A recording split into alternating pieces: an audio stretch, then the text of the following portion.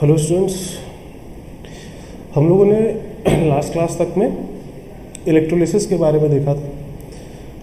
कुछ सॉल्यूशन के इलेक्ट्रोलिसिस के प्रोडक्ट्स क्या होंगे, एनोड पे क्या मिलेगा, कैथोड पे क्या मिलेगा, ये हम लोग ने देखा था। जैसे HCl का कंसनट्रेटेड सॉल्यूशन हो तो क्या चीज़ें मिलेंगी, या HCl का डाइल्यूट सॉल्यूशन हो तो क्या चीज़ें मिलेंगी, या NaCl का सॉल्यूशन का इलेक्ट्रोलिसिस होगा, या H2SO4 का इलेक्ट्रोलिसिस होगा तो क्या चीज़ें मिलेंगी। ये सब हम लोगों ने देखा था, प्रोडक्ट्स ऑफ इलेक्ट्रोलिसिस।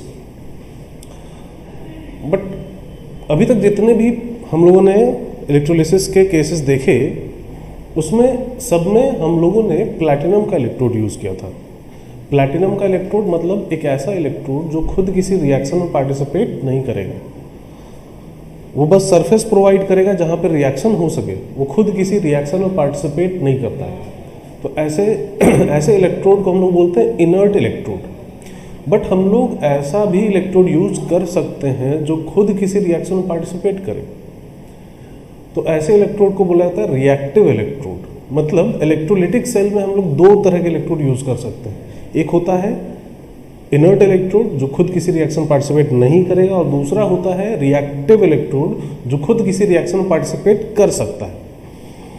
जैसे गैल्वानिक सेल में हम लोग देखे थे कि वहाँ 4 तरह के इलेक्ट्रोड होते थे, बट यहाँ 4 तरह के नहीं होते। यहाँ सिंपली 2 तरह के इलेक्ट्रोड हम लोग बोलते हैं, एक इनर्ट इलेक्ट्रोड और दूसरा रिएक्टिव इलेक्ट्रोड। इनर्ट इलेक्ट्रोड मतलब जो खुद किसी रिएक्शन में पार्टिसिपेट नहीं करेगा, और दूसरा रिएक्टिव जो पार्टिसिपेट कर सकता है। तो वहाँ पे लिखते हैं types of electrodes. Types of electrodes, पहला इनर्ट इलेक्ट्रोड,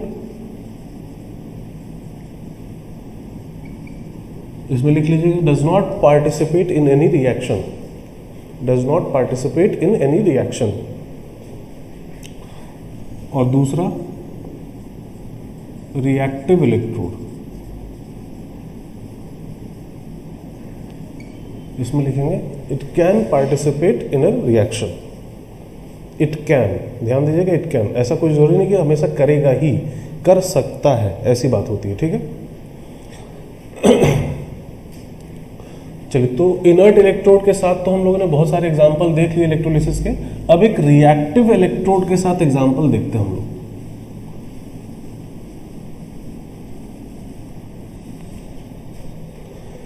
लिखते हैं, वहां हेडिंग डालते हैं इलेक्ट्रोलिसिस ऑफ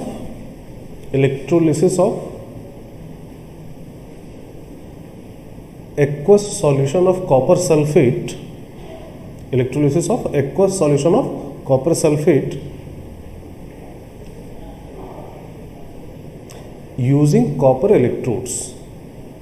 कॉपर सल्फेट का एक्वस सॉल्यूशन है और उसका कॉपर इलेक्ट्रोड के साथ हम लोग इलेक्ट्रोलिसिस करा रहे हैं।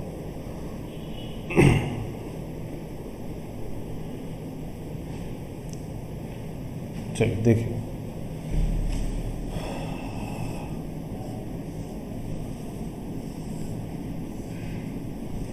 कॉपर सल्फेट का एक्वस सॉल्यूशन और उसका कॉपर के साथ, कॉपर इलेक्ट्रोड्स के साथ इलेक्ट्रोलिसिस कराया जा रहा है। मतलब ये जो रॉड्स हैं ये कॉपर के रॉड्स हैं, और सॉल्यूशन में कॉपर सल्फेट है। यहाँ पे CuSO4 का एक्वस सॉल्यूशन लिया गया है। कॉपर सल्फेट का एक्वस सॉल्यूशन मतलब सॉल्यूशन में कॉपर +2 होगा और सॉल्यूशन में सल्फेट आयन होंगे, और वाटर तो होगा ही, एक्वस सॉल्यूशन है। अगर यहाँ पे बात की जाए कि एनोड पे क्या क्या पॉसिबिलिटीज़ हैं ऑक्सीडेशन की, तो एनोड पे किसका किसका ऑक्सीडेशन हो सकता है। अगर इसकी बात करें, एनोड पे ऑक्सीडेशन किसका हो सकता है, तो एनोड पे ये जो कॉपर है ये अब खुद ऑक्सीडाइज हो सकता है। जो रॉड हम लोगों ने लिया है, जो इलेक्ट्रोड हमने लिया है, ये रिएक्टिव इलेक्ट्रोड है और ये खुद ऑक्सीडाइज हो सकता है। इस बार क्या हो सकता है कि कॉपर जो सॉलिड फेज में है वो ऑक्सीडाइज होके बना ले कॉपर +2, और साथ में बन जाए, मतलब साथ में निकल जाए 2 इलेक्ट्रॉन। इसका जो E0 होता है, इसका E0 ये होता है -0.34 वोल्ट। एक तो ये पॉसिबिलिटी है। दूसरी पॉसिबिलिटी क्या है, दूसरी पॉसिबिलिटी सल्फेट आयन का ऑक्सीडेशन, जो हम लोग पहले देखे, SO4 -2 आयन, 2 SO4 -2 आयन, इस समय मिल जाएगा H2O8 -2, और साथ में निकल जाएंगे 2 इलेक्ट्रॉन। इसका E0 हम लोग देखे थे -2 वोल्ट के आसपास होता है। -1.96 होता है। या फिर वाटर का ऑक्सीडेशन का रिएक्शन क्या होता था, तो 2H2O, इससे हमें मिलता था O2 गैस और साथ में निकलता था 4H+ और निकलते थे 4 इलेक्ट्रॉन, और इसका E0 होता था -1.23 वोल्ट। ये 3 पॉसिबिलिटीज़ हैं एनोड पे। या इसी तरह कैथोड पे बात की जाए तो कैथोड पे क्या क्या पॉसिबिलिटीज़ हैं, तो कैथोड पे रिडक्शन किसका किसका हो सकता है, तो सॉल्यूशन में जो कॉपर +2 आयन है ये इसका रिडक्शन हो सकता है। कॉपर +2 2 इलेक्ट्रॉन लेके कॉपर के फॉर्म में डिपॉजिट हो सकता है, इसका E0 होगा +0.34 वोल्ट। या वाटर का रिडक्शन हो सकता है, 2H2O + 2 इलेक्ट्रॉन, इससे हमें मिलेगा H2 गैस प्लस साथ में 2 OH-, इसका E0 होता है -0.8274 वोल्ट। और तो किसी का रिडक्शन पॉसिबल नहीं है कैथोड पे। तो ये 4 ये पॉसिबिलिटीज़ हैं, एनोड पे 3 और कैथोड पे 2। ये पॉसिबिलिटीज़ हमने लिखी हैं जो एनोड और कैथोड पे हो सकती हैं। अब देखा जाए कि एक्चुअल में होगा कौन सा। तो एनोड की अगर बात करें तो सबसे ज़्यादा पोटेंशियल हमें किसका दिख रहा है, तो सबसे ज़्यादा हमें इसका दिख रहा है -0.34 वोल्ट। तो ये वाला प्रोसेस होगा, मतलब एनोड पे कॉपर ऑक्सीडाइज होकर क्या बनाएगा, तो कॉपर +2। एनोड पे हमें कॉपर +2 मिलेगा, कॉपर ऑक्सीडाइज होकर कॉपर +2 बना रहा होगा। और कैथोड पे क्या होगा, तो कैथोड पे सबसे ज़्यादा रिडक्शन पोटेंशियल किसका दिख रहा है, ये 0.34, ये माइनस में है तो ये ऑब्वियसली बड़ा है, मतलब कैथोड पे कॉपर +2 का रिडक्शन हो रहा होगा और कॉपर डिपॉजिट हो रहा होगा। तो ये एनोड और कैथोड की रिएक्शन होगी, कौन कौन सी होंगी। तो हुआ क्या बेसिकली, एनोड पे क्या हुआ, कॉपर ऑक्सीडाइज होकर कॉपर +2 बनाया, मतलब ये जो एनोड आप कॉपर का इलेक्ट्रोड लिए थे ये खुद ऑक्सीडाइज होकर क्या बना लिया, कॉपर +2। ये अपना 2 इलेक्ट्रॉन इसको देगा और कॉपर +2 बना के ये सॉल्यूशन में चलाया है। और कैथोड पे क्या हो रहा है, तो कैथोड पे कॉपर +2 जो है सॉल्यूशन का जो कॉपर +2 है वो 2 इलेक्ट्रॉन जाके इससे लेगा और यहाँ कॉपर के फॉर्म में डिपॉजिट हो जाएगा। यहाँ पे कॉपर का डिपॉजिशन हो रहा होगा, यहाँ चारों तरफ कॉपर डिपॉजिट हो रहा होगा। तो एक तरह से देखा जाए तो हुआ क्या, एनोड का कॉपर सॉल्यूशन में आया और सॉल्यूशन का कॉपर कैथोड पे डिपॉजिट हुआ, और जितना कॉपर ऑक्सीडाइज होकर कॉपर +2 के फॉर्म में जाएगा उतना ही कॉपर +2 रिड्यूस होकर कॉपर के फॉर्म में डिपॉजिट होगा, क्योंकि 2 इलेक्ट्रॉन का चेंज दोनों प्रोसेस में है। यहाँ पे भी 2 इलेक्ट्रॉन का चेंज है, यहाँ पे भी 2 इलेक्ट्रॉन का चेंज है। तो जितना कॉपर ऑक्सीडाइज होगा उतना ही यहाँ पे डिपॉजिट भी होगा। तो एक तरह से हम लोग सिंपली क्या बोल सकते हैं कि एनोड का कॉपर जाके कैथोड के कॉपर पे डिपॉजिट हो जा रहा है। जितना एनोड के इलेक्ट्रोड का वेट कम होगा उतना कैथोड के इलेक्ट्रोड का वेट बढ़ेगा, और सॉल्यूशन में कॉपर +2 आयन का कंसंट्रेशन चेंज नहीं होगा, क्योंकि जितना कॉपर +2 आया है उतना ही गया भी है। तो सॉल्यूशन में कॉपर +2 का कंसंट्रेशन कांस्टेंट रहेगा, जितना वेट इसका घटेगा उतना ही वेट इसका बढ़ेगा। तो ये प्रोसेस हुआ कॉपर सल्फेट के इलेक्ट्रोलिसिस का, अगर हम लोग कॉपर इलेक्ट्रोड्स को यूज़ करें तो। हाँ, अगर यहाँ पे हम लोग कॉपर के इलेक्ट्रोड को ना यूज़ करके प्लैटिनम इलेक्ट्रोड अगर यूज़ कर रहे होते, प्लैटिनम इलेक्ट्रोड्स, तो क्या होता, तो प्रोडक्ट क्या होता एनोड और कैथोड का। तो अगर ये इलेक्ट्रोड प्लैटिनम के होते तो एनोड पे जो पॉसिबिलिटीज़ हमने लिखी हैं उनमें से ये वाली पॉसिबिलिटी अब हो ही नहीं पाती, क्योंकि कॉपर है ही नहीं, अब यहाँ पे क्या है, प्लैटिनम है, तो अब कॉपर ऑक्सीडाइज ही नहीं हो पाएगा। तो ये दोनों पॉसिबिलिटीज़ अभी भी हो पाती है, और इन दोनों में से कौन सा होता, तो वाटर का ऑक्सीडेशन होता, मतलब हमें एनोड पे क्या मिलता, O2 गैस। और कैथोड की अगर बात करें तो ये दोनों पॉसिबिलिटीज़ अभी भी हो सकती हैं, क्योंकि सॉल्यूशन में तो कॉपर +2 है ही, तो यही वाला प्रोसेस हो रहा होता, मतलब कैथोड पे हमें क्या मिल रहा होता, कॉपर। मतलब अगर हम लोग प्लैटिनम इलेक्ट्रोड्स यूज़ कर लेते यहाँ पे नॉन रिएक्टिव या इनर्ट इलेक्ट्रोड, तो एनोड पे हमें O2 गैस मिलता वाटर के ऑक्सीडेशन से, और कैथोड पे हमें कॉपर मिलता, कॉपर सॉलिड के फॉर्म में वहाँ पे डिपॉजिट हो रहा होता। तो पहले आप इसको नोट करेंगे, इसको नोट करने के बाद ये लिखेंगे, if platinum electrodes were used then product at anode is O2 gas and at cathode is copper solid. Video pause करिए और इसको पहले नोट करिए वहाँ पे इस पूरी चीज़ को कि प्रोडक्ट्स क्या होंगे in case of copper electrodes और प्रोडक्ट क्या होंगे in case of platinum electrodes. Video pause करके नोट करिए ये सारी चीज़ें।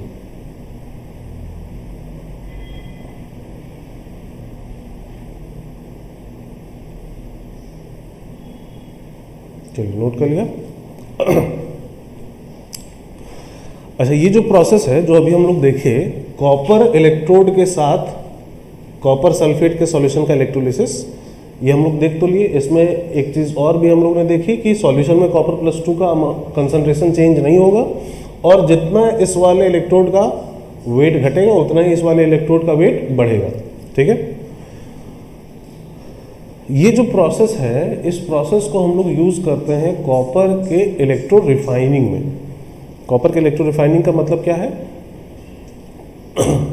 किसी मेटल का जब एक्सट्रैक्शन किया जाता है उसके ओर से तो कई स्टेजेस में एक्सट्रैक्शन होता है। पहले कंसंट्रेशन होता है, प्यूरिफिकेशन होता है, बहुत सारी चीज़ें होती हैं वहाँ पे। डायरेक्टली हमें किसी और से कोई मेटल नहीं मिल जाता, कई स्टेप्स के बाद मिलता है। तो आखिरी स्टेप जो होता है वो होता है रिफाइनिंग का।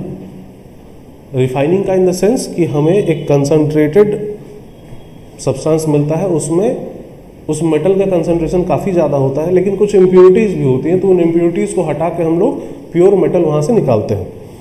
तो ये प्रोसेस लास्ट स्टेप होता है किसी एक्सट्रैक्शन में, इसको बोला जाता है रिफाइनिंग का प्रोसेस। तो कॉपर का जब हम लोग एक्सट्रैक्शन करते हैं इसके ओर से, तो कॉपर के लिए हम लोग जनरली इलेक्ट्रो रिफाइनिंग यूज़ करते हैं उसके रिफाइनिंग पर्पज़ के लिए। मतलब हम लोग इम्प्योर कॉपर से प्योर कॉपर निकालते हैं। अच्छा, इम्प्योर कॉपर में जो इम्प्योरिटीज़ होती हैं वो क्या होती हैं? तो इम्प्योर कॉपर में जो इम्प्योरिटीज़ होती हैं वो जनरली आयरन की होती हैं, जिंक की होती हैं, सिल्वर की होती हैं और गोल्ड की होती हैं। ये 4 इम्प्योरिटीज़ जनरली हमें मिलती हैं कॉपर के साथ। और सिलिका तो हर जगह होता ही है, सिलिका तो सारे ओर में मिलता है हमें। तो ये 4 इम्प्योरिटीज़ जनरली हमें मिल रही होती हैं किसी कॉपर के ओर में। तो रिफाइनिंग में हमें इन चारों को हटा के सिर्फ कॉपर चाहिए होता है। तो हम लोग करते क्या हैं, हम लोग ये जो एनोड बनाते हैं ये इम्प्योर कॉपर का बनाते हैं और कैथोड जो बनाते हैं ये प्योर कॉपर का बनाते हैं। एनोड इम्प्योर कॉपर का होता है, इसमें इम्प्योरिटीज़ हैं ये सारी, और ये कैथोड जो है ये प्योर कॉपर का है। अब होता क्या है कि ये जो 4 सब्सटेंस हमने लिखे हैं जो इम्प्योरिटी के फॉर्म में प्रेजेंट है, इनमें आयरन और जिंक ऐसे हैं जिनका ऑक्सीडेशन पोटेंशियल कॉपर के ऑक्सीडेशन पोटेंशियल से ज़्यादा होता है। आयरन और जिंक का ऑक्सीडेशन पोटेंशियल कॉपर के ऑक्सीडेशन पोटेंशियल से ज़्यादा है, तो ये सब्सटेंस ऑक्सीडाइज हो जाते हैं। ये आयरन Fe+2 के फॉर्म में चला जाता है और जिंक Zn+2 के फॉर्म में चला जाता है। मतलब होता क्या है, जैसे ये रॉड है, इसमें कॉपर तो है ही, सबसे ज़्यादा अमाउंट में कॉपर ही है, बट आयरन भी है, जिंक भी है, सिल्वर भी है, गोल्ड भी है, बट वो ट्रेसेस में, बहुत कम अमाउंट में। तो सरफेस पे आयरन या जिंक का कोई आइटम आएगा तो उनका ऑक्सीडेशन पोटेंशियल ज़्यादा है कॉपर से, तो वो ऑक्सीडाइज हो जाएंगे। बट अब अगर सरफेस पे अब आयरन और जिंक बचा ही नहीं तो कॉपर फिर ऑक्सीडाइज होगा, क्योंकि अगर ऑक्सीडेशन पोटेंशियल इनका ज़्यादा है ठीक बात है, बट अवेलेबल भी तो होने चाहिए ऑक्सीडाइज होने के लिए। अगर सरफेस पे अवेलेबल ही नहीं हुए तो इनका ज़्यादा होते हुए भी ये ऑक्सीडाइज नहीं हो पाएंगे। अंदर से कोई आयरन का या जिंक का आइटम निकल के बाहर थोड़ी आ जाएगा ऑक्सीडाइज होने। ऑक्सीडाइज कौन होगा? तो जिसका ऑक्सीडेशन पोटेंशियल ज़्यादा है, ये ठीक बात है, लेकिन सरफेस पे जब आयरन या जिंक का कोई आइटम आएगा तो ऑक्सीडाइज होकर सॉल्यूशन में चला जाएगा। बट अब अगर सरफेस से गायब हो गया, सरफेस पे सिर्फ कॉपर ही बचा है, तो फिर कॉपर का ऑक्सीडेशन होने लगेगा। फिर जैसे ही वो सरफेस इरोड होगी, कॉपर हटेगा, अगर फिर कोई आयरन या जिंक का आइटम आया तो फिर वो ऑक्सीडाइज होकर सॉल्यूशन में चले जाएंगे। तो ये दोनों सब्सटेंस ऑक्सीडाइज होते रहते हैं कॉपर के साथ साथ, इनका ऑक्सीडेशन पोटेंशियल ज़्यादा है। बट ये जो 2 सब्सटेंस हैं आप देख रहे हैं, सिल्वर और गोल्ड, इनका ऑक्सीडेशन पोटेंशियल कॉपर से भी कम होता है। तो जैसे ही सरफेस पे आते हैं इनका ऑक्सीडेशन नहीं हो पाता, लेकिन अंदर जो कॉपर है वो ऑक्सीडाइज हो रहा होगा। तो ये ऑक्सीडाइज नहीं हो पाते हैं, तो ये यहाँ नीचे गिर जाते हैं, एनोड के नीचे, एनोड के नीचे गिर जाते हैं in the form of anode mud. ये यहाँ पे हमें सिलिका के साथ, सिलिका का भी ऑक्सीडेशन नहीं होता है, तो सिल्वर और गोल्ड हमें सिलिका के साथ यहाँ मिलते हैं in the form of anode mud. यहाँ पे हमें एनोड मड के फॉर्म में सिल्वर और गोल्ड मिलता है अलॉन्ग विथ सिलिका। इसको एनोड मड नाम दिया जाता है। ठीक है, अच्छा अब बात आती है कैथोड पे क्या होगा। तो कैथोड पे रिडक्शन हो रहा है, रिडक्शन किसका होगा, तो कॉपर +2 का, क्योंकि इसका रिडक्शन पोटेंशियल सबसे ज़्यादा है। अगर इनका ऑक्सीडेशन पोटेंशियल ज़्यादा है, आयरन और जिंक का कॉपर से ऑक्सीडेशन पोटेंशियल ज़्यादा है, तो रिडक्शन पोटेंशियल किसका ज़्यादा होगा, तो कॉपर +2 का ज़्यादा होगा। तो कैथोड पे रिडक्शन सिर्फ कॉपर +2 का ही हो रहा होता है। कैथोड पे Fe+2 और जिंक +2 रिड्यूस नहीं हो पाते हैं। सॉल्यूशन में सफिशिएंट अमाउंट में कॉपर +2 है ही, तो कॉपर +2 यहाँ पे डिपॉजिट हो रहा होता है। मतलब यहाँ पे सिर्फ हमें क्या मिल रहा होता है, कॉपर। आयरन और जिंक यहाँ पे डिपॉजिट नहीं हो रहे होते हैं, तो यहाँ पे हमें प्योर कॉपर मिल जाता है। तो एक तरह से इम्प्योर कॉपर से हमें क्या मिल जाता है, तो प्योर कॉपर। तो ये प्रोसेस यूज होता है कॉपर के इलेक्ट्रो रिफाइनिंग में। तो इस चीज़ को भी हम लोग वहाँ पे अब नोट करते हैं, लिखते हैं, वहाँ पे लिखिए, अब process is used in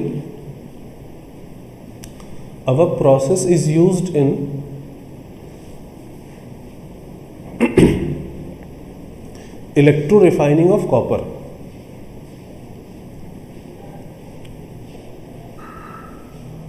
Our process is used in electro refining of copper.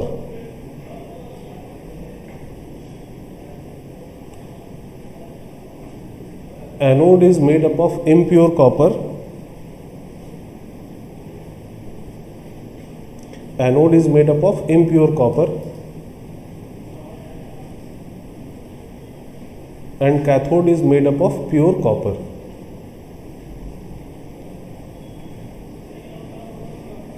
Cathode is made up of pure copper.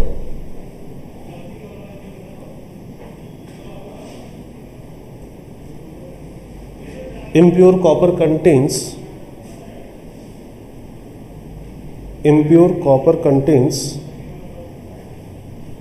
impurities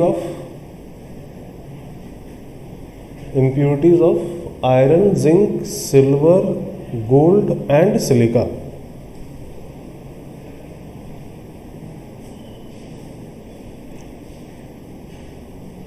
लिखो, इसके आगे फिर लिखेंगे impurities of iron and zinc,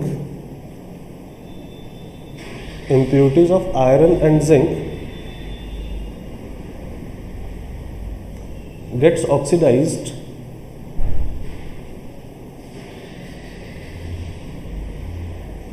and goes into the solution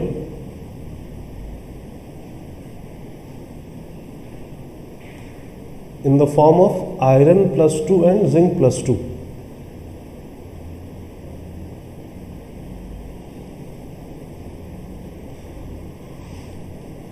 Whereas impurities of silver and gold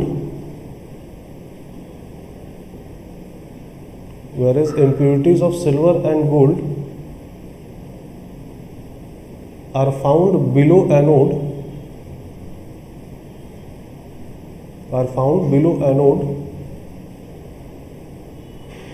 along with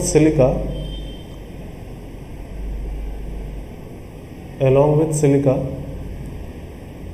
in the form of anode mud.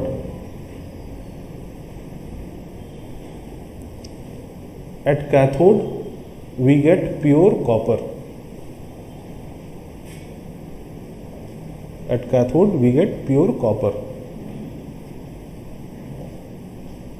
लिखा, चलो। अच्छा, ये process जो है ना, ये इलेक्ट्रोप्लेटिंग में भी यूज होता है। इलेक्ट्रोप्लेटिंग में मतलब क्या, जैसे यहाँ हमने दोनों इलेक्ट्रोड जो लिए कॉपर के लिए, अगर यहाँ पे हम लोग कॉपर के जगह सपोज करिए किसी भी एम मेटल का अगर इलेक्ट्रोड ले लेते हैं, कैथोड एनोड नहीं, एनोड कॉपर का ही है, कैथोड जो है ये एम मेटल का अगर ले लेते तो क्या किसी प्रोसेस में कोई चेंज आता? एनोड ये है तो ऑक्सीडेशन तो इसी का होगा, इसका तो ऑक्सीडेशन हो नहीं सकता, ये तो कैथोड है, इसका क्या हो सकता है, रिडक्शन। लेकिन क्या ये रिड्यूस होगा? मेटल अभी 0 में है तो क्या माइनस में जाएगा? नहीं, मेटल माइनस में जाता नहीं है, मेटल हमेशा पॉजिटिव ऑक्सीडेशन स्टेट शो करता है, तो ये रिड्यूस नहीं हो सकता। रिडक्शन का प्रोसेस अगर होगा तो इन्हीं दोनों में से कोई होगा, और इन दोनों में से कौन सा होगा? तो कॉपर का रिडक्शन होगा। इसका मतलब अगर यहाँ पे कोई भी मेटल हम यूज कर लें तो इसके ऊपर कॉपर डिपॉजिट होगा, तो तो मेटल के ऊपर कॉपर की एक लेयर आ जाएगी। तो इस चीज़ को, इस प्रोसेस को हम लोग बोलते हैं इलेक्ट्रोप्लेटिंग। तो जिस मेटल के ऊपर इलेक्ट्रोप्लेटिंग कराना है हम उसका कैथोड बना देते हैं, उसके ऊपर दूसरा मेटल डिपॉजिट हो जाता है और इस प्रोसेस को बोला जाता है इलेक्ट्रोप्लेटिंग। ठीक है, खैर, तो ये सब कुछ पर्टिकुलर एग्जांपल्स थे जो हम लोग को देखने थे। इन पे बेस्ड डायरेक्ट क्वेश्चन प्रोडक्ट के तो बनाए जाते हैं, न्यूमेरिकल बेस्ड भी प्रॉब्लम बनाए जा सकते हैं। हम लोग एक दो बात किए हैं और भी प्रॉब्लम्स बनाए जा सकते हैं। जैसे एक प्रॉब्लम हम लोग थोड़ा सा डिस्कस करते हैं। एक प्रॉब्लम हम लोग क्या डिस्कस करते हैं, एक अच्छा प्रॉब्लम बनाया जाता है, काफ़ी अच्छा प्रॉब्लम होता है, क्वेश्चन होता है न्यूमेरिकल। हम लोग देखें अभी कि अगर हम लोग प्लैटिनम इलेक्ट्रोड के साथ इलेक्ट्रोलिसिस करा दें कॉपर सल्फेट का इलेक्ट्रोलिसिस प्लैटिनम इलेक्ट्रोड के साथ अगर करा दिया जाए, तो हम लोग बात कर चुके इसकी कि एनोड पे वाटर का ऑक्सीडेशन होगा, H2O से O2 मिलेगा, और कैथोड पे कॉपर +2 का रिडक्शन होगा, कॉपर +2 से कॉपर मिलेगा। ठीक है, ये दो बात हम लोगों ने देखी। सपोज करिए यहाँ कॉपर सल्फेट का सॉल्यूशन है और प्लैटिनम इलेक्ट्रोड के साथ हम लोग इलेक्ट्रोलिसिस करा रहे हैं और इस सॉल्यूशन का हमें वॉल्यूम बता दिया गया, 100 ml सॉल्यूशन है और इसकी मोलैरिटी बता दी गई 0.5 मोलर। ठीक, बोला गया कि 10 एम्पियर करंट को यूज करके हम लोग इलेक्ट्रोलिसिस करा रहे हैं। तो जितने टाइम में पूरा कॉपर डिपॉजिट होगा, उतने टाइम में बताइए ऑक्सीजन गैस का कितना वॉल्यूम हमें एसटीपी पे मिलेगा। ऑक्सीजन गैस का कितना वॉल्यूम हमें एसटीपी पे मिलेगा, ये हमें बताना है। तो रिएक्शन तो ये होता है 2H2 से O2 + 4H plus 4 electron. N factor O2 का कितना है, तो 4 है, और कॉपर +2 इलेक्ट्रॉन से कॉपर बन रहा होगा, कॉपर का एन फैक्टर कितना है, तो 2 है। तो जितना मिलीक्लेंट कॉपर का डिपॉजिट होगा उतना ही मिलीक्लेंट O2 गैस के भी मिलेंगे हमें। इस चीज को यूज किया जाए। मिलीक्लेंट ऑफ कॉपर कितना हो गया, तो इसकी मोलैरिटी है 0.5, वॉल्यूम कितना है 100 ml, और एन फैक्टर कितना है 2, तो मिलीक्लेंट ऑफ कॉपर हो गया is equal to milliequivalent of oxygen. इसका वॉल्यूम हमें निकालना है एसटीपी पे, तो volume upon 22.4 into N factor इसका कितना है 4 इंटू 1000। यहां से वॉल्यूम आ जाएगा जो हमें O2 गैस का मिलेगा एसटीपी पे। ये बात समझ में आ रही है? तो ये तो बड़ा सिंपल सा क्वेश्चन हो गया। अब बोला क्या जाता है कि जब इस सॉल्यूशन का इलेक्ट्रोलिसिस हो गया, जब पूरा कॉपर डिपॉजिट हो गया, तो उसके बाद हम लोग 965 सेकेंड के लिए और इलेक्ट्रोलिसिस करा दिए। ध्यान दीजिएगा क्या बोला जा रहा है, कॉपर +2 कॉपर के फॉर्म में पूरा डिपॉजिट हो गया, उसके बाद हम लोगों ने इलेक्ट्रोलिसिस रोकी नहीं, हम लोग 965 सेकेंड के लिए एडिशनली और इलेक्ट्रोलिसिस करा दे रहे हैं। तब हमें टोटल कितना वॉल्यूम गैसेस का मिलेगा ये बताना है। तो बात ये है कि कॉपर +2 जब पूरा डिपॉजिट हो गया तो उसके डिपॉजिशन के टाइम हमें O2 गैस मिल रहा था, उसका वॉल्यूम हमने यहाँ से निकाल लिया। लेकिन जब ये खत्म हो गया, कॉपर +2 डिपॉजिट होके खत्म हो गया कॉपर के फॉर्म में, तब उसके बाद अगर इलेक्ट्रोलिसिस कराएंगे तब क्या होगा, तो एनोड पे तो वाटर का ही ऑक्सीडेशन हो रहा होगा। कैथोड पे रिडक्शन की अगर बात करें तो रिडक्शन कॉपर +2 का हो सकता था या वाटर का हो सकता था। कॉपर +2 खत्म हो चुका है तो अब वाटर का रिडक्शन शुरू होगा। मतलब एनोड पे वाटर का ऑक्सीडेशन और कैथोड पे वाटर का ही रिडक्शन। मतलब हमें कैथोड पे अब क्या मिल रहा होगा, तो H2 गैस। क्या कैसे, तो 2H2O + 2 इलेक्ट्रॉन से हमें H2 गैस + 2OH- ऐसा मिलेगा हमें। एन फैक्टर H2 का कितना है, तो 2। तो ये वॉल्यूम तो हमें गैस का मिलेगा ही, प्लस अब इतने एम्पियर करंट इतने सेकंड के लिए पास करेंगे, तो अब वाटर के ऑक्सीडेशन से कितना ऑक्सीजन गैस और अब वाटर के रिडक्शन से कितना H2 गैस, इसका वॉल्यूम हमें निकालना पड़ेगा। ये दोनों वॉल्यूम हमें कैलकुलेट करने पड़ेंगे। कैसे कैलकुलेट करेंगे, तो 10 × 965 upon 96500 into 1000 is equal to volume अब जो O2 का हमें मिलेगा upon 22.4 into N factor O2 का कितना है, तो 4 इंटू 1000। और इसी की वैल्यू H2 के लिए भी बराबर करेंगे। मिलीक्लेंट तो चार्ज दोनों के लिए बराबर है, volume of H2 upon 22.4 into n factor H2 का 2 है इंटू 1000। तो यहाँ से O2 का वॉल्यूम कुछ डिफरेंट है इससे, ऐसा मान लेते हैं। ये जो वॉल्यूम निकाला था उससे कुछ डिफरेंट है, O2 डैश मान लेते हैं। तो ये वाला वॉल्यूम जो O2 का मिला, ये वाला वॉल्यूम जो O2 का मिला और ये वाला वॉल्यूम जो H2 का मिला, इन तीनों को मिलाएंगे तब जाके हमें पता चलेगा कि टोटल कितना वॉल्यूम हमें गैसेस का मिला, अगर इस तरीके का क्वेश्चन बनाया गया है तो एक ये अच्छा क्वेश्चन बनाया जाता है। न्यूमेरिकल एस्पेक्ट से अगर देखा जाए तो काफ़ी अच्छा क्वेश्चन ये बनता है। ठीक है, खैर चलिए आगे बढ़ा जाए। अब इलेक्ट्रोलिटिक सेल में हमें इतनी ही चीज़ें देखनी थी। इलेक्ट्रोलिटिक सेल वाला पोर्शन यहाँ पे कंप्लीट होता है। ठीक है, और इलेक्ट्रोलिटिक सेल के पोर्शन को कंप्लीट होने से हम लोग सेल वाला पोर्शन कंप्लीट कर लिए इस चैप्टर का। इस चैप्टर को बेसिकली दो पोर्शन में हम लोग देखते हैं, एक सेल वाला पोर्शन और दूसरा कंडक्टेंस वाला पोर्शन। तो सेल वाला पोर्शन हम लोगों ने देख लिया, अब हमें कंडक्टेंस वाले पोर्शन की बात करनी है। किसी इलेक्ट्रोलाइट के सॉल्यूशन के कंडक्टेंस से रिलेटेड हमें बातें करनी है। किसी इलेक्ट्रोलाइट का सॉल्यूशन हम लोग जानते ही हैं कि इलेक्ट्रिसिटी कंडक्ट करता है। क्यों करता है? तो due to movement of ions. Ions वहाँ पे इलेक्ट्रोलाइट अगर ऐड करेंगे तो उनसे हमें आयंस मिलेंगे, वो आयंस एक जगह से दूसरी जगह मूव करेंगे, उसी की वजह से इलेक्ट्रिसिटी कंडक्ट होती है। तो क्या होता है वहाँ पे, कैसे होता है वहाँ पे, किन फैक्टर्स पे वो चीज़ें डिपेंड करती हैं, कैसे हम लोग उनको चेंज कर सकते हैं और क्या फॉर्मूले एप्लीकेबल हैं उनके लिए, ये हम लोग को देखना है। ठीक है, तो हेडिंग डालते हैं वहाँ पे, लिखते हैं, लिखिए इलेक्ट्रोलिटिक कंडक्टेंस।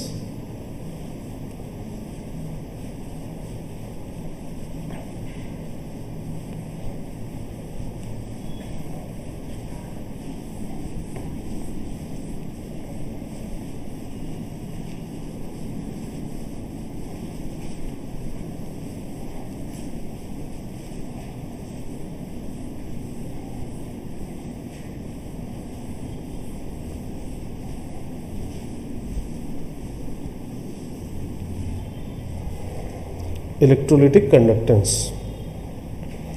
पहले तो बात करते हैं हम लोग मेटालिक कंडक्टेंस और इलेक्ट्रोलिटिक कंडक्टेंस में डिफरेंस क्या है।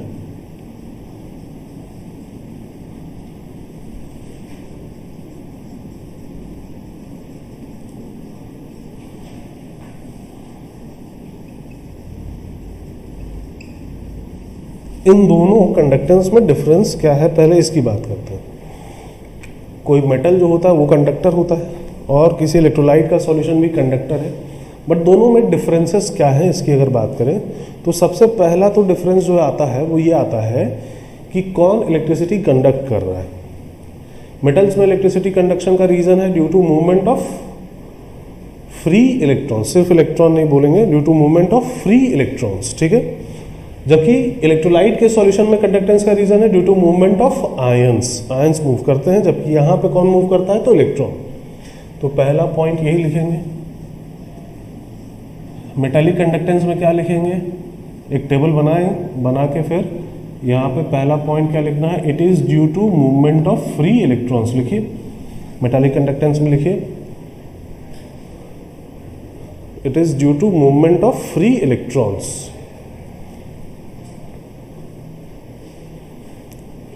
उसका अपोजिट इसमें आइए, इसमें लिखिए it is due to movement of ions.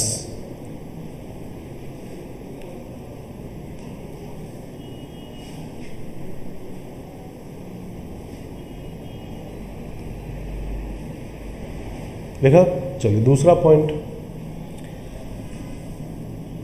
क्या मेटल्स में अगर कंडक्टेंस होता है तो क्या मास का ट्रांसफर होता है या नहीं होता है। तो ये मत सोचिएगा कि इलेक्ट्रॉन के पास बहुत कम मास है तो उसके मास को नेग्लेक्ट कर दिया जाता है तो मास का ट्रांसफ़र नहीं, ऐसा नहीं सोचिएगा।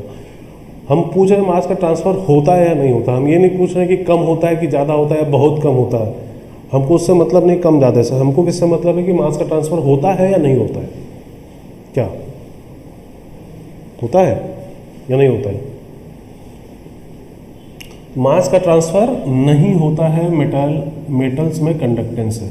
कोई अगर मेटालिक कंडक्टर ले रहे हैं तो इसमें अगर कोई क्रॉस सेक्शन हम लोग देखते हैं तो होता क्या है, जब कंडक्शन होता है तो इलेक्ट्रॉन्स जो हैं वो जितने निकल रहे होते हैं किसी क्रॉस सेक्शनल एरिया से उतने ही आ भी रहे होते हैं। नेट कोई भी इलेक्ट्रॉन का मूवमेंट नहीं होता है, जितने निकले उतने आ गए, एक पूरा सर्किट होता है। तो इस वजह से क्या होता है कि इलेक्ट्रॉन किसी क्रॉस सेक्शनल एरिया से नेट कोई मूवमेंट नहीं किया है, नेट ना वो वहाँ से निकला है ना वो वहाँ पे आया है, तो मास का ट्रांसफ़र नहीं हुआ है।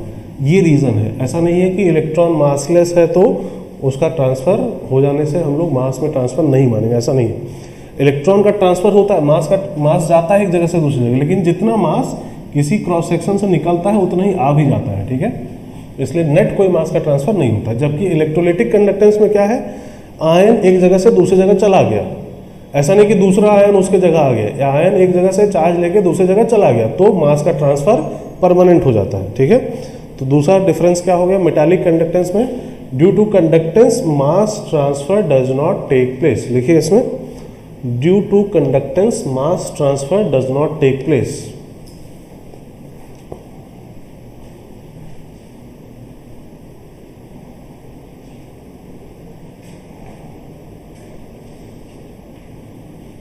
और उसके अपोजिट यहां लिखेंगे, due to conductance mass transfer takes place.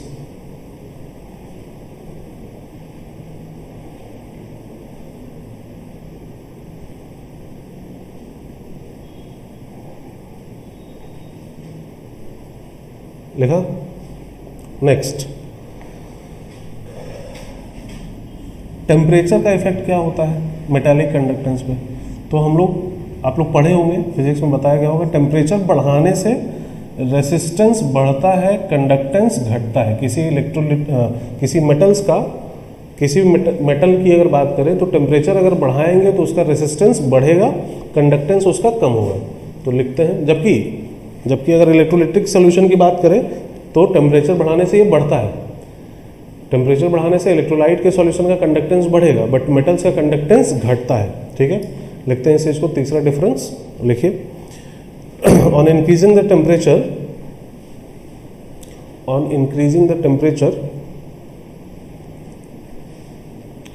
Metallic conductance decreases.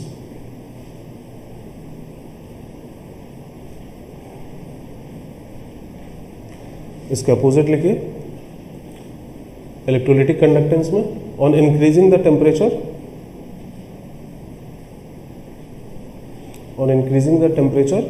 Electrolytic conductance increases. Electrolytic conductance increases.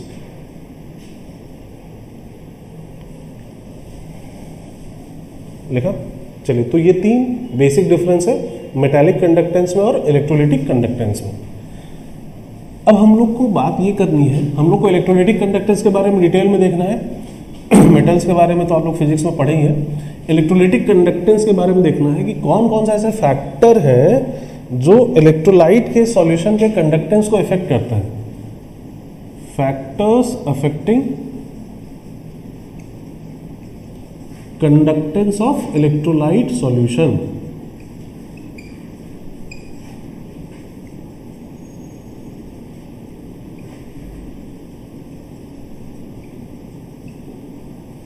कौन कौन से ऐसे फैक्टर हैं जिससे इलेक्ट्रोलाइट के सॉल्यूशन का कंडक्टेंस इफेक्ट होता है। तो सबसे पहला फैक्टर हम लोग बोलते हैं, सबसे पहला फैक्टर बोला जाता है सॉल्यूट सॉल्यूट इंटरैक्शन।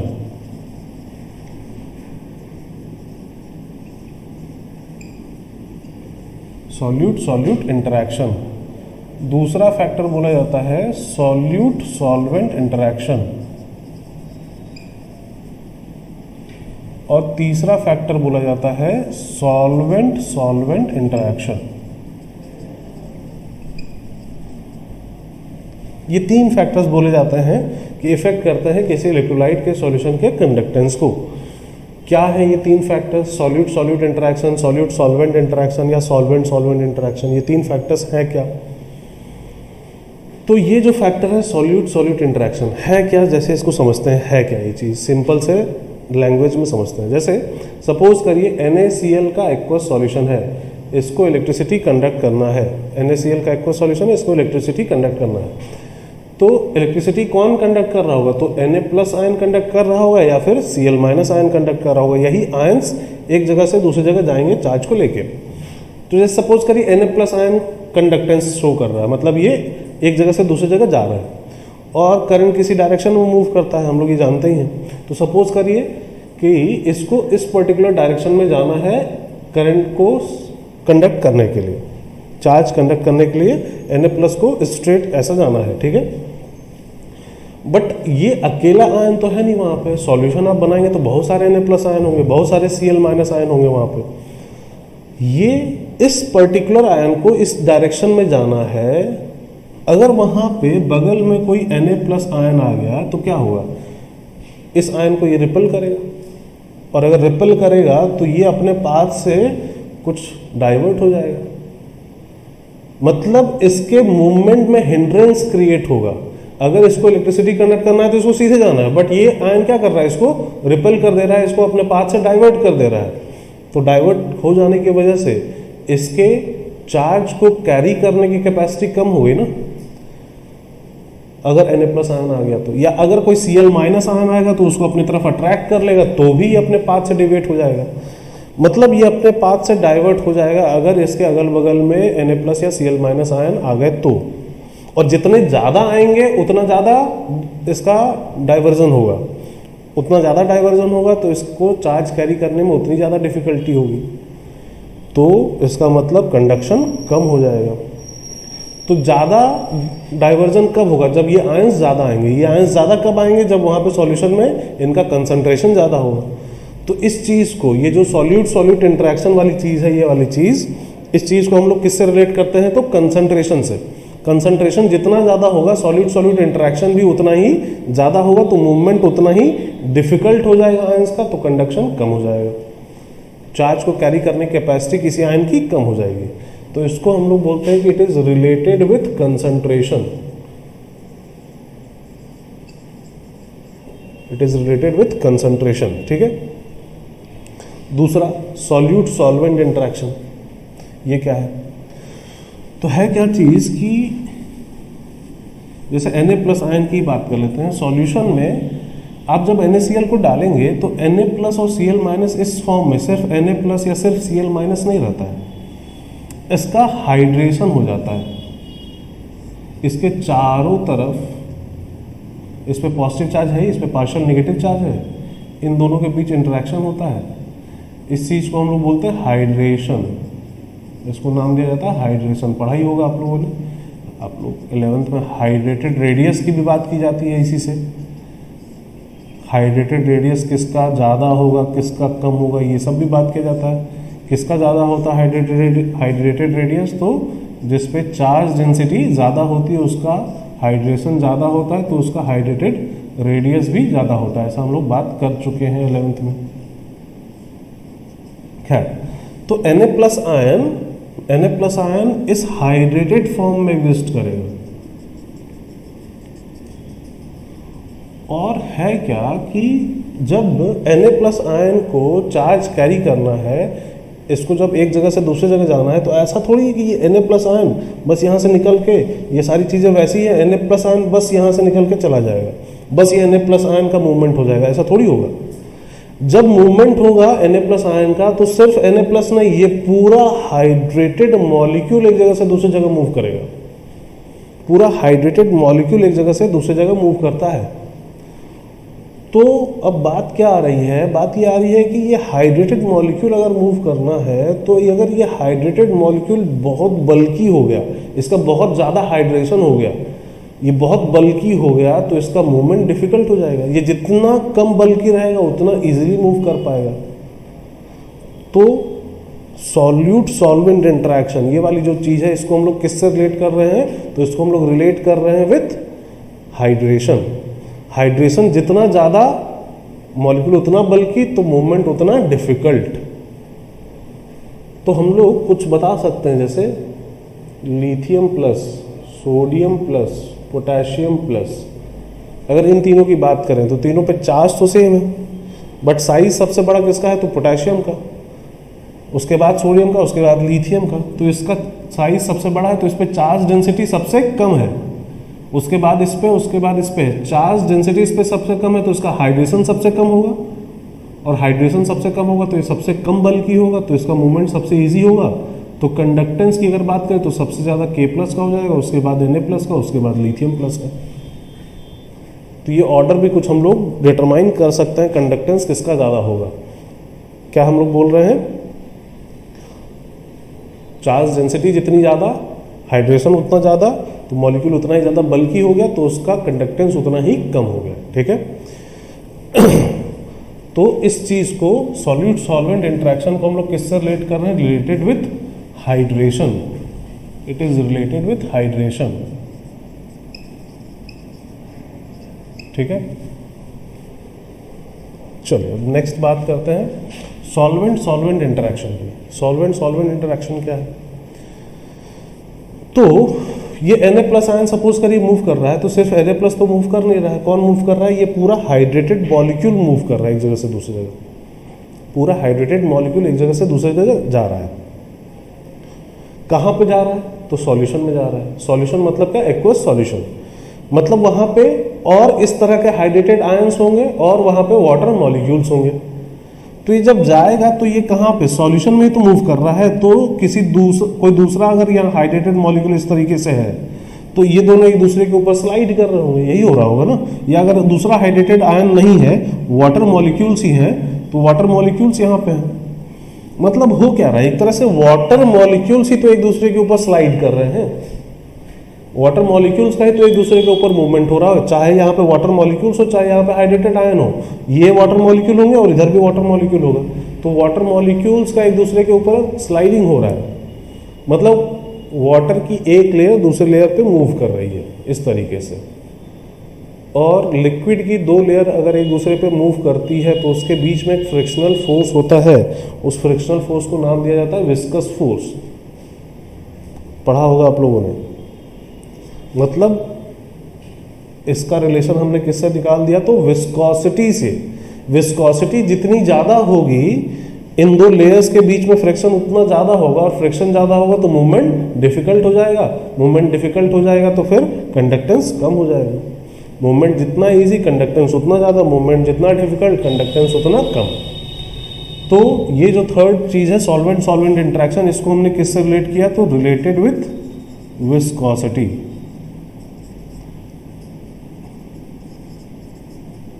तो ये पहले तीन फैक्टर्स आप लिखिए और किसको किससे हमने रिलेट किया ये भी उसके सामने लिख लीजिए। और उसके बाद फिर हम लोग एक चीज़ देखते हैं, पहले इसको नोट करिए।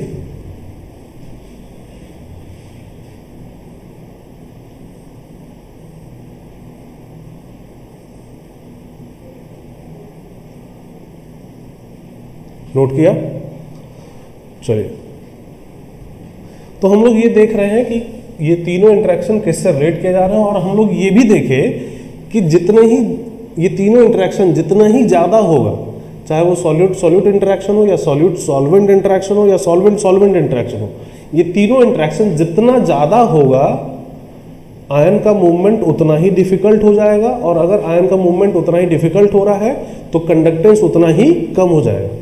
ये हम लोग देख रहे हैं। ठीक है, अब बात करते हैं हम लोग जो हम लोगों ने लास्ट पॉइंट लिखा था डिफरेंस में, कि टेम्परेचर बढ़ाने से मेटल्स का कंडक्टेंस घटता है जबकि इलेक्ट्रोलाइट के सॉल्यूशन का कंडक्टेंस बढ़ता है। तो ऐसा क्यों होता है उसको यहाँ से एक्सप्लेन करने की कोशिश करते हैं। अगर हम लोग टेम्परेचर बढ़ाएंगे तो क्या इस वाले फैक्टर पे, इस वाले इंटरेक्शन पे कोई इफेक्ट आएगा? तो क्या विस्कोसिटी टेम्परेचर से रिलेटेड है या नहीं है? आइडिया है? कुछ आइडिया है? टेम्परेचर बढ़ाने से लिक्विड की विस्कोसिटी कम होती है। विस्कोसिटी कम है, इसका मतलब फ्रिक्शनल फोर्स कम है, इसका मतलब मूवमेंट ईजी हो जाएगा। मूवमेंट ईजी हो जाएगा तो कंडक्टेंस बढ़ेगा। मतलब टेम्परेचर बढ़ाने से ये वाला इंटरेक्शन कम होगा, मूवमेंट ईजी होगा, कंडक्टेंस बढ़ेगा। टेम्परेचर बढ़ाने से इस वाले फैक्टर पे क्या इफेक्ट पड़ेगा? हाइड्रेशन पे। सॉल्यूट सॉल्वेंट इंटरेक्शन मतलब हाइड्रेशन। तो टेम्परेचर बढ़ाने से हाइड्रेशन भी तो कम हो जाएगा। हाइड्रेशन क्या है? ये क्या है? एक तरह से वॉन डेर वाल फोर्स ही तो है, जो इंटरमॉलिक्यूलर फोर्स होते थे। ये आयन डाइपोल बॉन्ड ही तो है, और ये टेम्परेचर डिपेंडेंट होते हैं। टेम्परेचर बढ़ाने से ही वीक हो जाएंगे। वीक हो जाने का मतलब क्या? हाइड्रेशन कम हो जाएगा। तो टेम्परेचर बढ़ाने से हाइड्रेशन अगर कम हो गया तो सॉल्यूट सॉल्वेंट इंटरेक्शन कम हो गया, और अगर सॉल्यूट सॉल्वेंट इंटरेक्शन कम हो गया तो इसका मतलब क्या है, मूवमेंट इजी हुआ है डिफिकल्ट, तो इजी हो गया, मूवमेंट इजी हो गया तो कंडक्टेंस बढ़ जाएगा। और टेम्परेचर बढ़ाने से ये वाला जो फैक्टर है ये भी कम होता है, हालांकि ये उतना ज़्यादा इफेक्ट नहीं होता है टेम्परेचर से। होता क्या, टेम्परेचर बढ़ाने से वाइब्रेशंस वगैरह थोड़े बढ़ जाते हैं तो एक दूसरे पे लगने वाला फोर्स थोड़ा सा कम हो जाता है, बट ये वाला फैक्टर उतना ज़्यादा डोमिनेटिंग नहीं है in case of temperature changes. ये दोनों फैक्टर ज़्यादा डोमिनेटिंग होते हैं, हालांकि ये भी इंटरेक्शन भी कम होता है, सॉल्यूट सॉल्यूट इंटरेक्शन, एक दूसरे पे जो आयंस एक दूसरे पे फोर्स लगा रहे हैं वो भी थोड़ा कम होता है टेम्परेचर बढ़ाने से। खैर, तो हम लोग क्या देखें, हम लोग ये देख रहे हैं कि टेम्परेचर बढ़ाने से तीनों ही इंटरेक्शन कम होते हैं, और तीनों ही इंटरेक्शन अगर कम हो रहे हैं तो आयन का मूवमेंट ईजी होगा, और अगर आयन का मूवमेंट ईजी होता है तो कंडक्टेंस बढ़ेगा। तो इस चीज़ को वहाँ पे नोट करते हैं, लिखिए, on increasing the temperature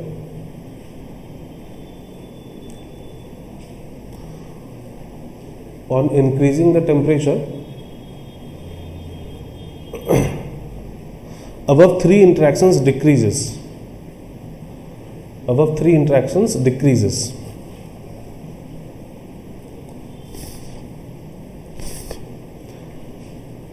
so conductance of electrolyte solution increases, above 3 interactions decreases, so conductance of electrolyte solution increases।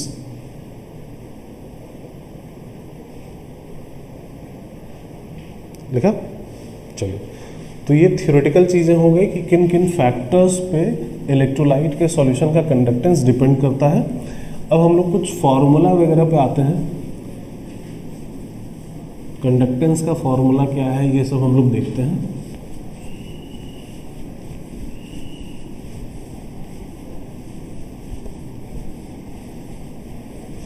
Heading डालते हैं, आप लिखिए conductance and conductivity of electrolyte solution, conductance and conductivity of electrolyte solution, लिखा, heading डाला, conductance and conductivity of electrolyte solution.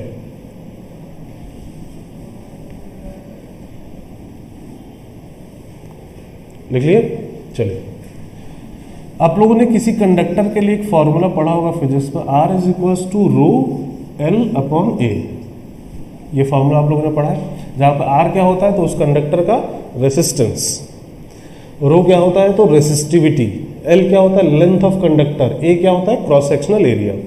तो ये बात तो ठीक है, रेसिस्टेंस रेसिस्टिविटी तो ठीक है, लेकिन यहाँ पे सॉल्यूशन की बात हो रही है, तो सॉल्यूशन के लिए लेंथ, सॉल्यूशन के लिए एरिया, ये क्या है, सॉल्यूशन का कुछ रेसिस्टेंस है, ठीक बात, ये समझ में आता है, सॉल्यूशन का कुछ रेसिस्टिविटी है, ठीक बात, ये भी समझ में आता है, सॉल्यूशन का लेंथ, सॉल्यूशन का एरिया, ये क्या है पहले इसको समझते हैं।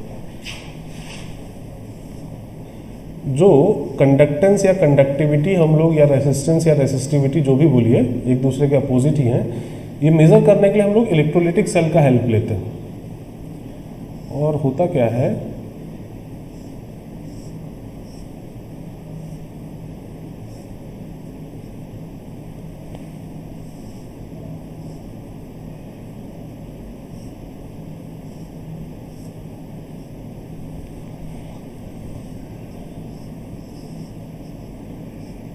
एक इलेक्ट्रोलिटिक सेल लिया और यहाँ हम लोग AC सोर्स का यूज़ करते हैं, ठीक है। इस इलेक्ट्रोलिटिक सेल में उस सॉल्यूशन को हम लोग रख देते हैं जिसका हमें कंडक्टेंस या रेसिस्टेंस जो बोलिए मेज़र करना है।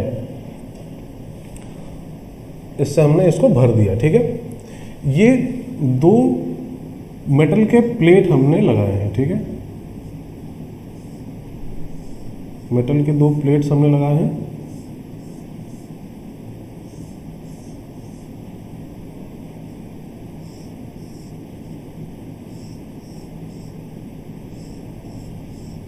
ठीक है,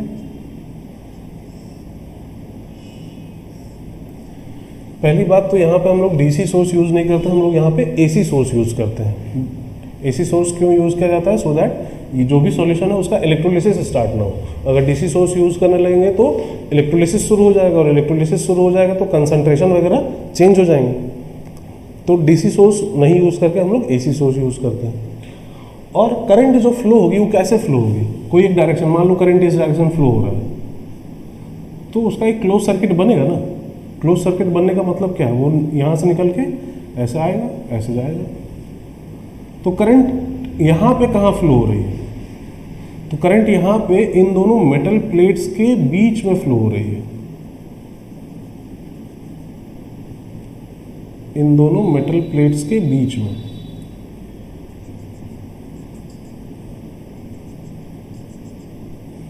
कुछ इमेजिन कर पा रहे हैं, करंट इस मेटल प्लेट पे आयन चार्ज लेके निकलेगा, यहाँ तक पहुँचेगा, ऐसा चलेगा। ऐसा तो नहीं होगा ना कि आयन चार्ज लेके निकला, इधर इधर इधर घूम के फिर वापस ऐसा चला गया, ऐसे ऐसे करंट तो मूव करेगी नहीं, करंट तो स्ट्रेट मूव करेगी।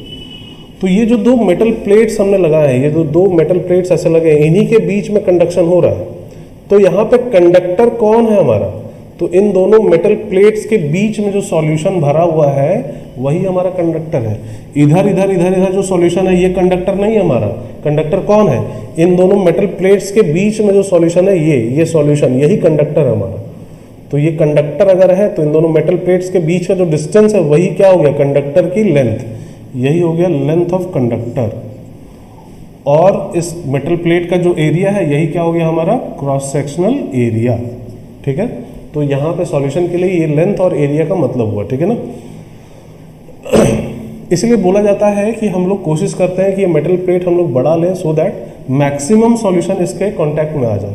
क्योंकि अगर नहीं आएगा तो इधर जो आयन है ना, ये यहाँ पे सपोज करो कोई आयन जा रहा है, तो इधर जो आयन है ये इसको मूवमेंट में हिंड्रेंस क्रिएट करेगा। या आयन यहाँ से चार्ज लेके निकला लेकिन अपने पाथ से डेविएट हो जाने की वजह से इधर निकल गया, तो कंडक्शन का एग्जैक्ट वैल्यू हम लोग नहीं कैलकुलेट कर पाएंगे, कुछ फॉल्ट एरर ज़्यादा आ जाएंगे। अगर एरर को कम करना है तो हम लोग ये मेटल प्लेट का साइज बढ़ा लेते हैं सो दैट मैक्सिमम सॉल्यूशन इसके कांटेक्ट में आ पाए, बीच में आ पाए। ठीक है, ऐसा हम लोग करते हैं।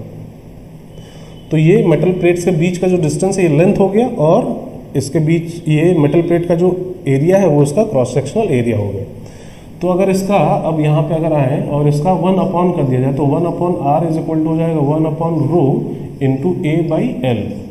इसको अगर उधर भेज दे तो 1 upon rho is equal to 1 upon R into L upon A हो जाएगा। रो होता है रेसिस्टिविटी, तो इसका 1 अपॉन करेंगे तो ये हो गया कंडक्टिविटी।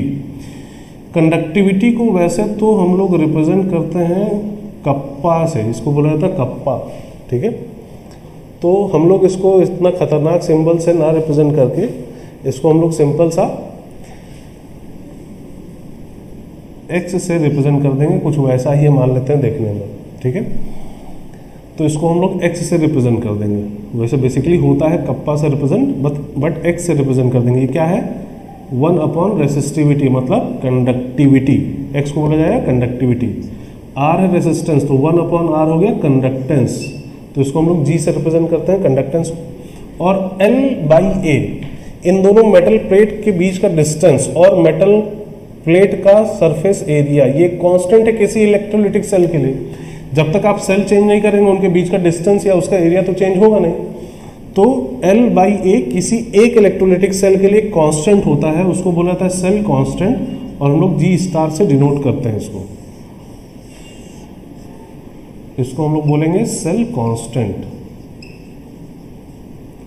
अच्छा, यूनिट की भी बात करते हुए चलते हैं।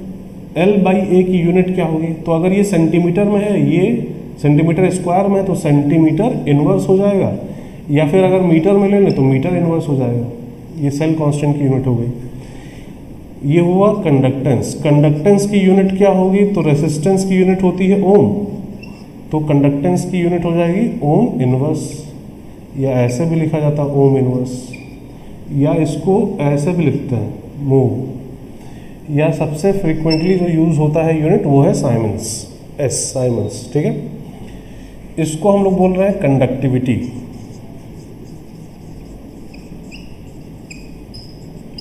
इसकी यूनिट क्या होगी, तो ये ओम इनवर्स है और ये सेंटीमीटर इनवर्स है, तो बहुत सारी यूनिट हो सकती हैं, ओम इनवर्स, सेंटीमीटर इनवर्स, या ओम इनवर्स, मीटर इनवर्स। आप किस यूनिट में ले रहे हो उस पर डिपेंड करता है। या सबसे फ्रिक्वेंटली जो यूज़ होता है साइमन्स सेंटीमीटर इनवर्स। ठीक है, तो ये इनकी यूनिट्स हो गई, इनमें से कोई भी यूनिट यूज़ की जा सकती है। तो कौन सा टर्म क्या है ये समझ में आ गया। अब इस पे बेस्ड एक सिंपल सा क्वेश्चन कोई दो वैल्यू दे के थर्ड वैल्यू पूछी जा सकती है। कंडक्टिविटी कंडक्टेंस दे दिए किसी सॉल्यूशन का और पूछा है सेल कांस्टेंट कितना है बताइए, या और बड़ा करना है क्वेश्चन, कंडक्टिविटी कंडक्टेंस और लेंथ दे दिए, एरिया मेटल प्लेट का एरिया बताइए। तो इस तरह के क्वेश्चन बनाए जा सकते हैं, तो इसको नोट करते हैं वहाँ पे। अच्छा, कंडक्टिविटी को ही हम लोग स्पेसिफिक कंडक्टेंस भी बोलते हैं, स्पेसिफिक कंडक्टेंस, ठीक है, कंडक्टिविटी या फिर स्पेसिफिक कंडक्टेंस। एक क्वेश्चन जो बनाया जाता है उसकी और हम लोग बात कर लेते हैं। जैसे बोला गया हमारे पास 0.1 मोलर NaCl सॉल्यूशन है, ठीक है, 0.1 मोलर NaCl का एक्वा सॉल्यूशन है। इसकी कंडक्टिविटी है कुछ A, यूनिट मान लेते हैं कुछ दिया गया है, और इसका कंडक्टेंस दिया गया है B, ठीक है। अब बोला गया उसी इलेक्ट्रोलाइटिक सेल में हम लोग 0.1 मोलर के जगह 0.5 मोलर NaCl सॉल्यूशन यूज कर ले रहे हैं। तो सॉल्यूशन का कंसंट्रेशन हमने चेंज कर दिया, कंडक्टेंस वगैरह चेंज हो जाएगा, कंडक्टिविटी चेंज हो जाएगा, आयंस का अमाउंट वहां पे चेंज हो गया है। तो इसका बोला गया कि कंडक्टिविटी कुछ C है, तो बताइए इसका कंडक्टेंस कितना होगा, ऐसा क्वेश्चन है। उसी इलेक्ट्रोलाइटिक सेल में इसके जगह अगर ये भर दे रहे हैं तो इस सॉल्यूशन का कंडक्टेंस कितना होगा, अगर ये तीन वैल्यूज हमें दी गई हैं तो बताना है कितना होगा। तो इस फॉर्मूले को अगर यूज करें तो conductivity A is equal to conductance into इस सेल का कुछ सेल कांस्टेंट G स्टार होगा, इज इक्वल टू ये इनटू G स्टार हम लोग लिख सकते हैं। अच्छा, C इस सॉल्यूशन का जो कंडक्टिविटी है ये किसके बराबर होगा, तो इस सॉल्यूशन का कंडक्टेंस इनटू G स्टार इस इलेक्ट्रोलाइटिक सेल का, और इलेक्ट्रोलाइटिक सेल अगर वही है तो G स्टार तो सेम ही होगा ना। अब इन दोनों को डिवाइड कर दीजिए, यहाँ से G स्टार कैंसिल हो जाएगा, यहाँ से G की वैल्यू आ जाएगी, G इज इक्वल टू क्या आ जाएगा, तो B into C upon A। तो इस तरह का न्यूमेरिकल एक बनाया जाता है। अगर न्यूमेरिकल को बड़ा करना है तो इस तरह का न्यूमेरिकल, या फिर आपको यहाँ कंडक्टिविटी और कंडक्टेंस दिया था क्वेश्चन में, आपको थोड़ा सा मतलब बेवकूफ़ बनाने के लिए या आपको भ्रमित करने के लिए कंडक्टेंस की जगह बोल देंगे इसका रेसिस्टेंस कुछ है, या कंडक्टिविटी के जगह बोल देंगे इसका रेसिस्टिविटी कुछ है। तो करना यही काम है, सेम काम करना है। चाहे रेजिस्टेंस दें तो भी आप कंडक्टेंस निकाल लेंगे, चाहे रेसिस्टिविटी दें तो भी आप कंडक्टिविटी निकाल लेंगे, 1 अपॉन ही करना है बस। इनफैक्ट ऐसा एक क्वेश्चन जेईई मेंस में आ चुका है पहले, काफ़ी पहले आया है, बट एक क्वेश्चन आ चुका है काफ़ी पहले, इन द सेंस कि 4-5 साल पहले आया है। तो इस तरह के क्वेश्चन बनाए जाते हैं, ठीक है। चलिए, तो आज के लेक्चर में हम लोग यहीं तक कवर करते हैं। अब इसके आगे हम लोग नेक्स्ट लेक्चर में देखेंगे। इस चीज़ को आप लोग वहाँ पे नोट कर लीजिए। हेडिंग डाला था हम लोगों ने conductance and conductivity of electrolyte solution, और ये ड्रॉ करके लेंथ एरिया वगैरह दिखा के ये फॉर्मूले वहाँ पे नोट कर लीजिए अलॉन्ग विथ इनके पॉसिबल यूनिट्स, ठीक है। ओके, आज के लेक्चर में इतना ही, बाय बाय।